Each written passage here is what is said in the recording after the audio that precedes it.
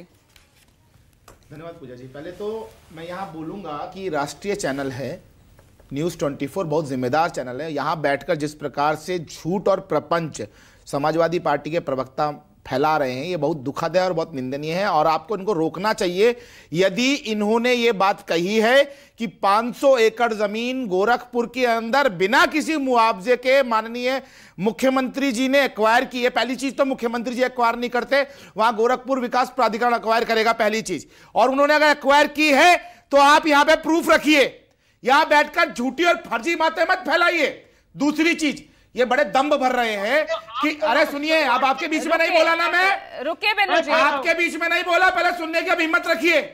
शांत रहिए, शांत रहिए, रुके बेनू जी, उन्हें बोलने का मौका दीजिए, उसके बाद मैं आपका जवाब लूंगी। दूसरी चीज, ये खटाखट फटाफट छटाछट वाली जो स्कीम निकालकर जनता को भरमाकर 8,500 रुपए का लालच देकर जो झूठे वोट लिए हैं, उन वोटों की गारंटी जो स्टैंप लगाकर बांटी थी ना, वो लखनऊ में, गोरखपुर में और हर उस सीट पे लोग लेके घूम रहे हैं आपके पीछे पीछे कि 8,500 रुपया राहुल गांधी से दिलवाइए आप। लेकिन आप अपने घरों में जाके बैठ गए हैं छुपकर, क्योंकि आपके पास केवल वोट लेने के लिए झूठे वादे थे, अब आप उनको पूरा नहीं कर सकते। दूसरी चीज, अभी जो मणिपुर की बात कर रहे थे कि मणिपुर का जिक्र माननीय सरसंघ चालक जी ने किया था, तो उसकी स्टेटमेंट को आप पूरा भी बताइए मेरे मित्र कि मणिपुर के विषय में यह भी कहा था माननीय सरसंघ चालक जी ने कि 10 साल में बहुत ज्यादा विकास हुआ है मणिपुर का, गन कल्चर को खत्म किया गया, लेकिन अब वहां पे स्थिति जो भयावह है उस पे अभी और लेकिन अनदेखी का जिक्र किया ना, जो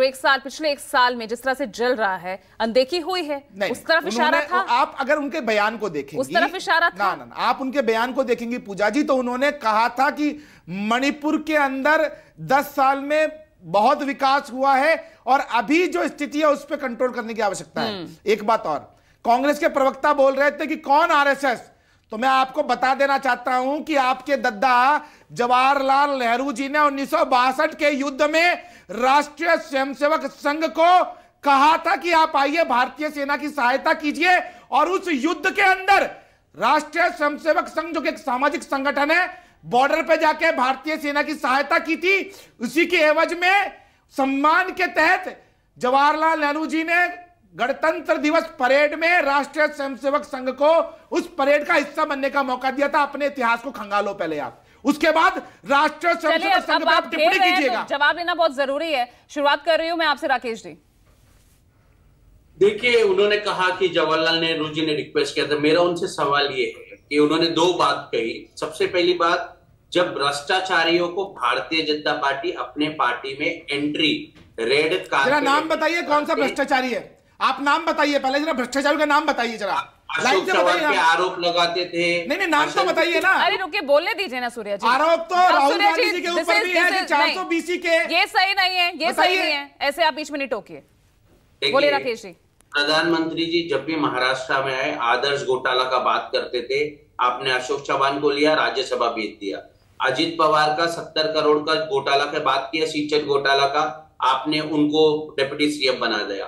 हसन मुशर्रफ का तो हाईकोर्ट पे बेल खारिज हो गया अप्रैल में, जून में वो मंत्री पद का शपथ लेते हैं। संबित पात्रा जी ने प्रफुल्ल पटेल के ऊपर आरोप लगाया था कि इनके दाऊद के साथ लिंक है।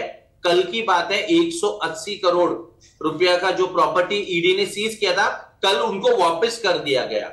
ये जब भ्रष्टाचारी लोग, अच्छा, शारदा चिट फंड के जो आरोपी थे जिनको आपने ईडी का नोटिस दिया, आज असम के वो आपने उनको मुख्यमंत्री बना दिया। भ्रष्टाचार पे तो कितना हम पहले भी बहस कर चुके हैं सूरज जी, आप भी उसका हिस्सा रहे हैं। नहीं, तो भ्रष्टाचार, इन्होंने नाम बताए।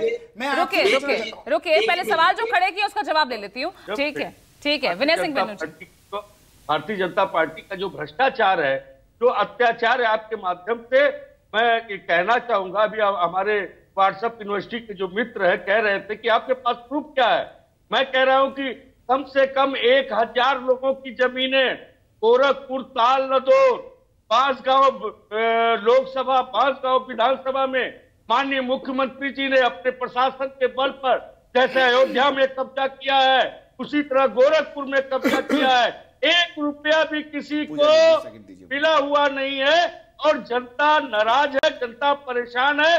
जनता के पास खाने के लिए अनाज नहीं, ऐसे नहीं, बीच में नहीं टोकिएगा। देखिए समय मेरे पास कम है, मुझे बराबर मौका देना। बहुत दावे के साथ कह रहा हूँ, मैत्री शरण जी के पास क्या हिम्मत है, दिला पाएंगे?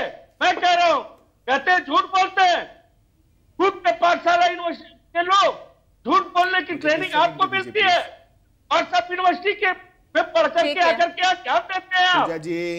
जनता के ऊपर अत्याचार करते हैं, चंदा चोरी करते हैं, लोगों की जमीन खा लेते हैं, पैसा नहीं देते हैं। बोलिए।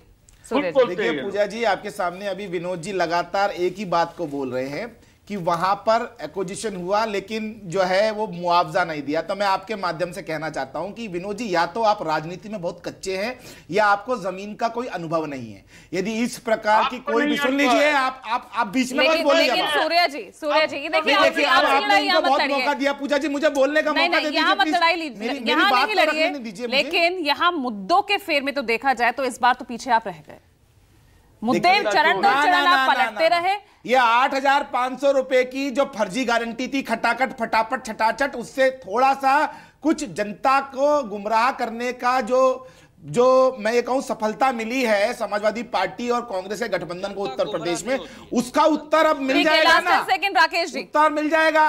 और रही बात जहां तक गोरखपुर की आप कह रहे हैं ना विनोद जी, तो मैं आपको वादा करता हूं, चैलेंज देता हूं, आप उसका प्रूफ दीजिए, अन्यथा राजनीति छोड़ दीजिएगा।